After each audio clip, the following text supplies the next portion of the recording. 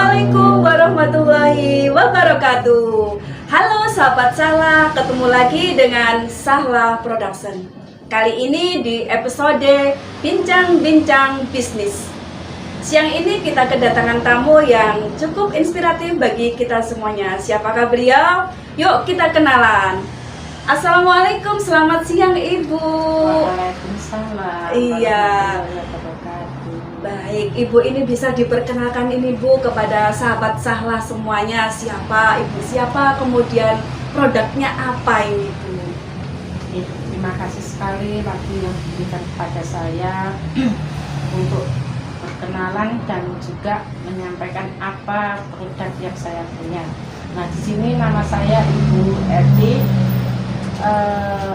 dengan membuat batik Dindayu Munggon Sendang Beto. Untuk itu saya sehari-hari pekerjaannya membuat batik. Iya, ini salah satu UMKM yang berasal dari Berbah, Ya. Sleman, Yogyakarta Iya, ya Ibu ya. iya. Iya, ini bisa diperkenalkan ke sahabat Sahla ini Bu. Motif batiknya sendiri ini apa ini Bu? Ya, kebetulan saya di sini mempunyai khas ya. Waktu itu saya bertempat tinggal di Berbah. Saat itu Berbah itu banyak sekali pohon jambu mete. Nah, di situ setelah jambu mete itu banyak sekali dibuat untuk dibuat snack begitu. Kemudian kok pohon-pohonnya ini banyak yang sudah ini ya ditumbangin untuk perumahan, untuk dibuat rumah seperti itu. Sudah beralih fungsi gitu ya Bu ya. Nah, untuk itu sayang sekali kan itu sedangkan metenya itu harganya mahal, tapi kok lama-lama punah gitu. Nah, sebelum habis pohon ini banyak ditebangi, saya kok punya ide untuk ini ya, untuk saya alihkan karena saya orang Badak ya, saya buat motif begitu. Motifnya kenapa kok jambu mete? Untuk diri saya mete itu kan ada cunduknya kayak gitu. Terus metenya itu mungkin di pewarnaan kita buat gradasi kayak gitu. Awalnya seperti itu. Jadi saya tertarik keindahan dari jambu mete itu, dan untuk melestarikan juga supaya tidak punah, bahwa mete itu seperti ini gitu, sedikit tidak seperti itu. Nah, untuk itu saya terinspirasi untuk membuat motif itu. Ya, ini berarti yang melatar belakangnya dari motif jambu mete sendiri gitu ya Bu ya. Meskipun nggak makan metenya, tetapi lihat ada motifnya, bisa terkenang sampai kapanpun gitu ya Bu. Jadi kayaknya tuh sudah apa ya, sudah seneng gitu, apalagi bisa menikmati metenya enak lagi. Enak lagi ya Bu ya. Oke, ini dari latar belakangnya tadi sudah disampaikan sama Ibu Eti. Kemudian untuk perizinannya ini bagaimana ini Bu? Ya, alhamdulillah, karena betul-betul cinta dengan motif itu, dan kita buat dengan teknik yang macam-macam kayak gitu. Nah, itu saya juga membuat izin. Nah, izin itu waktu kita menghadap di ini ya, di kabupaten, itu menyampaikan bahwa di Wonogiri itu ada batik jambu mete, tapi saya tidak tahu kalau di Wonogiri itu ada batik jambu mete. Saya itu pokoknya ide murni dari lingkungan setempat. Tapi setelah di Wonogiri itu ada motif batik jambu mete, itu ternyata di sana belum punya HKI. Nah, disampaikan sama Bapak, waktu itu Bapak yang ketuanya yang di bidang itu ya, Hak Cipta itu menyampaikan andaikan nanti di Wonogiri itu sudah punya Hak Cipta, beliau menyuruh saya untuk membuat motif yang lain. Tapi kalau memang belum punya Hak Cipta, saya bisa istilahnya bisa memiliki gitu, bisa memiliki Hak Cipta itu. Dan akhirnya ini alhamdulillah sekali, setelah dicek ternyata belum. Jadi di sini saya punya kesempatan untuk membuat motif jambu mete. Oke, berarti kan ini hal yang menarik ya Bu ya.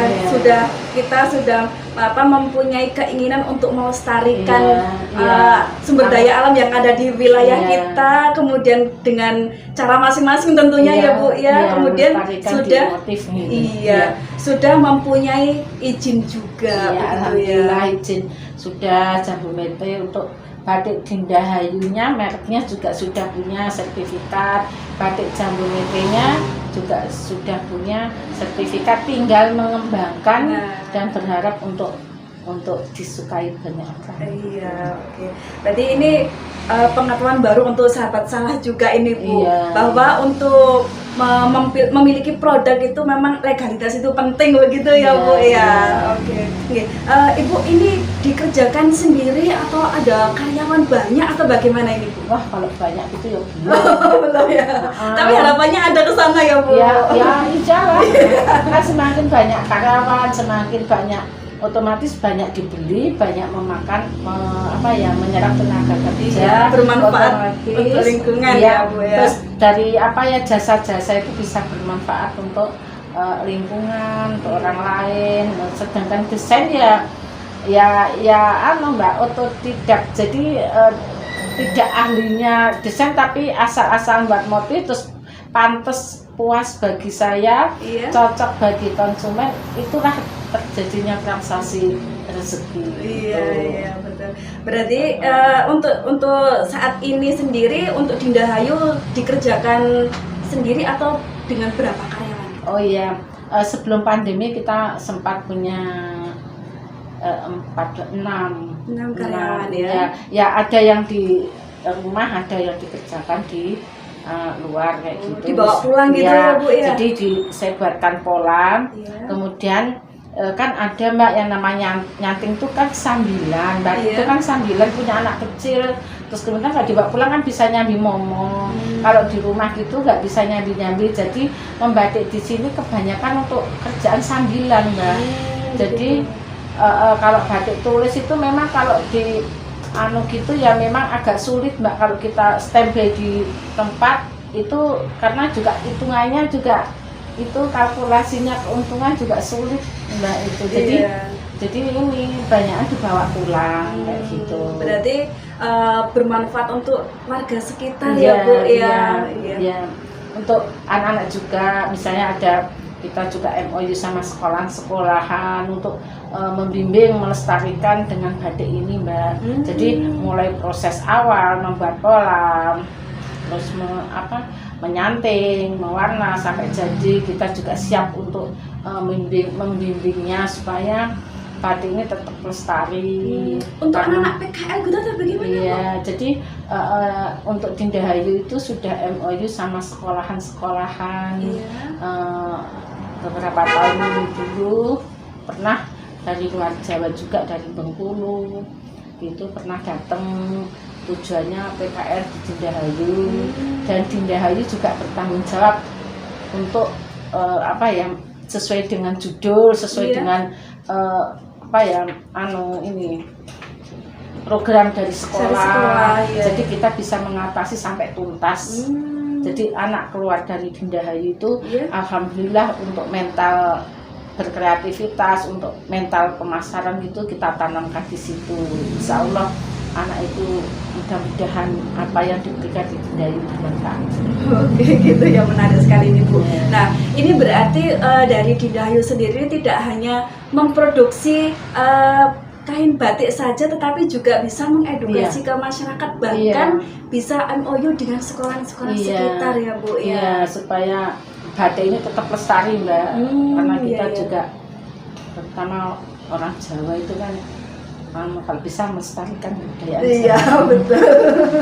Iya, karena sekarang itu memang anak muda sudah maunya yang instan ya Bu ya. Kalau buat batik itu kan ini kan pakai cantik kan, butuh ketekunan, keuletan, butuh betul-betul tekun begitu. Makanya saya kalau melihat anak muda baik pria maupun wanita dengan tekunnya membuat gambar, membuat pola, mewarna sekian jam berkecimpung di proses batik itu, saya pribadi bangga Mbak.